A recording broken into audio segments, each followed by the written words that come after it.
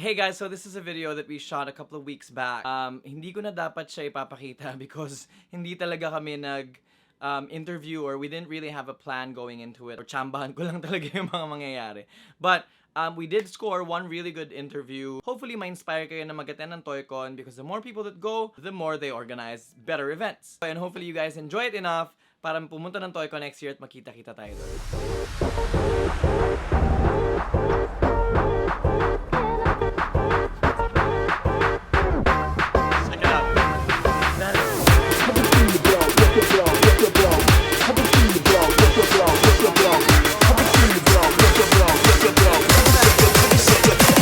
Sobra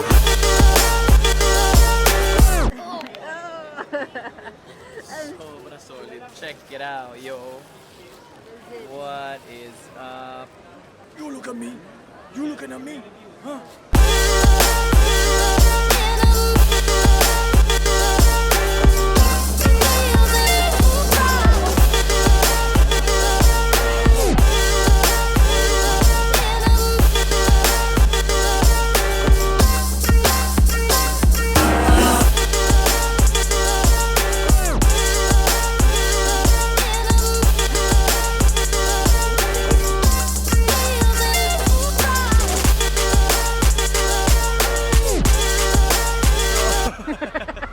I forgot to charge the mic. I forgot to delete all the footage on the current SD card, and I forgot to zip my zipper, pretty much.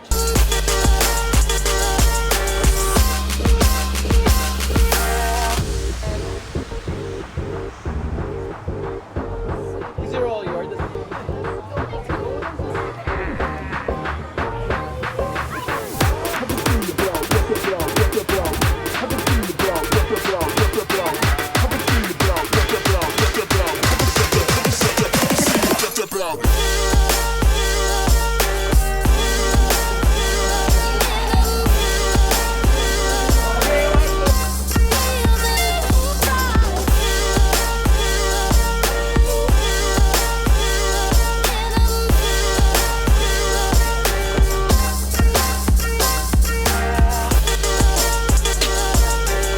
Okay, so this is our first shoot actually for 2 days namin nandito. Welcome to the channel.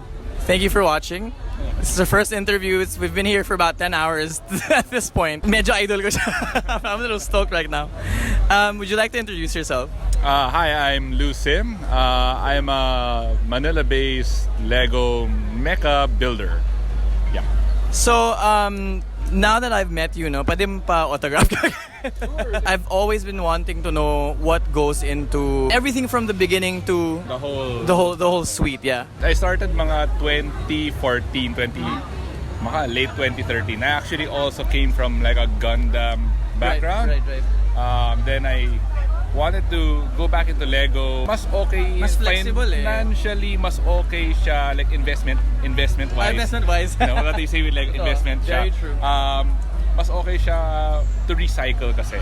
Yeah. So the one thing I didn't like about Gundam building was when you build something, when you're done, that's about it. You can't really recycle anything anymore.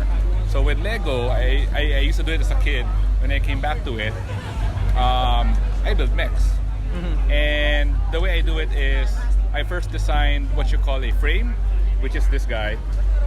So okay. it starts with like a skeleton system. Parang Gundam talaga. Gundam talaga. Then from here, this eventually evolved into the designs. Okay. Kasi what I do is from here, I designed this para there's a sense of consistency. Yep. The proportions are fixed from the frame pa lang.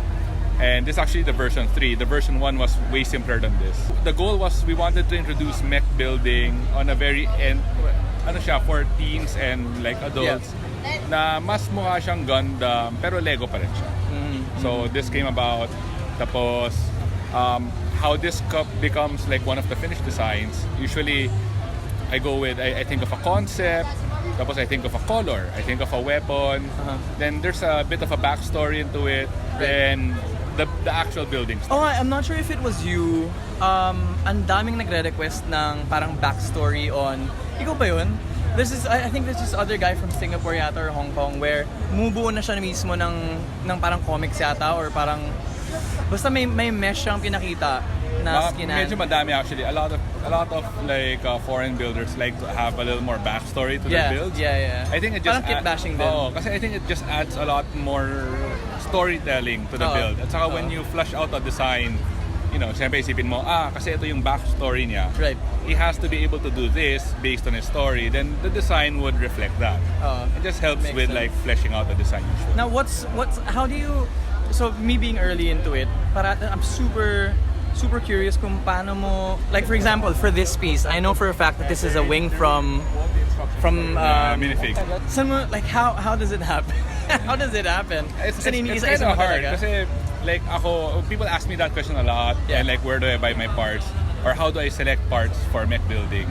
To be honest, I just really shop on an online catalog. Think na, this part, I think I need 20 of it in this color. I think magagamit ko siya. I don't actually know where I'll use it. Pero because I know the shape, I know how I'm gonna connect pieces to it, then I kind of gauge kung, I think I'm gonna be able to use this. I need this much. Then I order it. Then when it's on the table na, that's when I actually start playing around with how it's gonna connect. Right. How many hours does it usually take for one piece to finish? I order everything first, tapos I work with what I have. Kasi ayoko yung nabibitin ka. Parang, diba? You're already working. Parang, if only I had this piece in this color. Parang ayoko yung feeling na yun. Normally, if I don't have it, then I don't use it. Right. Pero like, siguro I finished a build already, tapos I decide na it could use an upgrade, and I order it later on, and I add it in. Pero to answer yung hours for one piece, usually like on a standard average, you take maybe a week to finish. Minsan I'd go as fast as an overnight build. Pero medyo like 8 hours straight yon. Kasi nakatayo lang ako, tapos parang after 8 hours, man, you start moving your legs, parang shit, medyo yung legs ko. Medyo bigli na. Pero like usually it's like 3 to 4 sessions na I'm just working on it. Sometimes kasi you need an overnight break para you kind of stop. Refresh. You stop looking at it. Kasi if you keep working on it, tapos you're just hitting your head on the wall. So I kind of like having a little break every now and then. Like usually finish the upper body, tapos stop there, and then finish the lower body and stop there. You get blind for a bit. Parang same as design, no? Yeah, same lang like design process. That's also because I come from a graphic design background. I was just about to ask you. Like in my head, parang siguro these people might be engineers, you know? Kasi these are like for you to be able to design something like this na you know, it moves and full mobility in terms of joints and everything. You must have been playing with Lego for a very long while. Actually, when I was a kid, I would actually already build mechs. Pero nothing like really complex, like basic pieces lang. But I always wanted to have a sense of movement to it. Parang it's not enough that it's like a static. That's a dream. I mean, Lego, you can build na it's articulated, so why not? Right?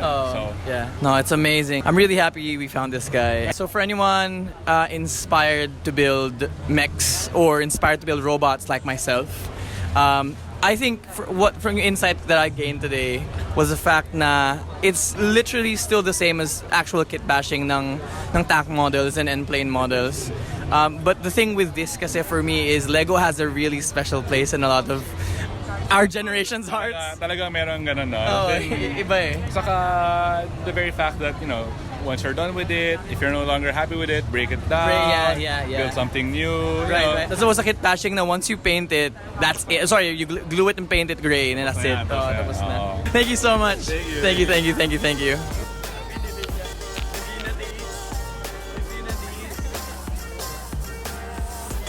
So that was it for today. It was supposed to be a interview situation, turned into a shopping spree.